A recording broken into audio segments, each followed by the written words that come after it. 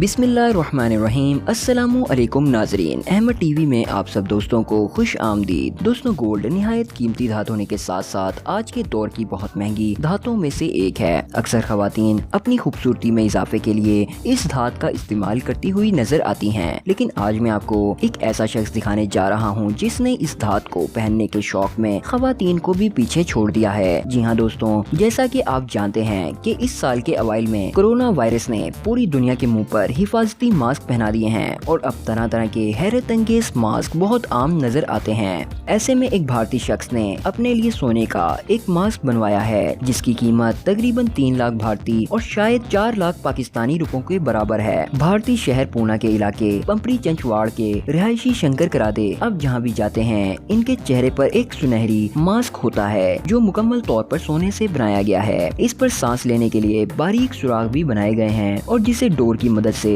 چہرے پر لگایا جاتا ہے۔ شنکر کرادے کئی دولت مندوں کی طرح سونا پہننے کے بہت زیادہ شوقین ہیں اور انہوں نے گلے میں سونے کا ہار اور بازوؤں میں سونے کے کڑے پہنے ہوتے ہیں، جبکہ ان کی تقریباً ہر انگلی میں قیمتی اور بھاری انگوٹھیاں بھی دیکھی جا سکتی ہیں۔ تاہم اس ماسک کی افادیت کے بارے میں خود شنکر بھی کوئی دعویٰ نہیں کرتے، کیونکہ اس میں اگرچہ باریک سوراخ بھی بنائے گئے ہیں لیکن کرونا وائرس اس میں سے بآسانی گزر سکتا ہے، جس سے ثابت ہوتا ہے کہ یہ محض دکھاوا ہے۔ سونے کا یہ ماسک بہت پتلا بھی ہے اور شنکر کے مطابق انہیں سانس لینے میں بھی کوئی دقت نہیں ہوتی۔ لیکن دوستوں، سوچنے کی بات یہ ہے کہ اتنے مہنگے ماسک کو پہننے کے بعد بھی اگر یہ شخص کورونا سے نہ بچ سکا تو یہ اپنے سونے سمیت زمین بوس ہونے کے لیے تیار رہے۔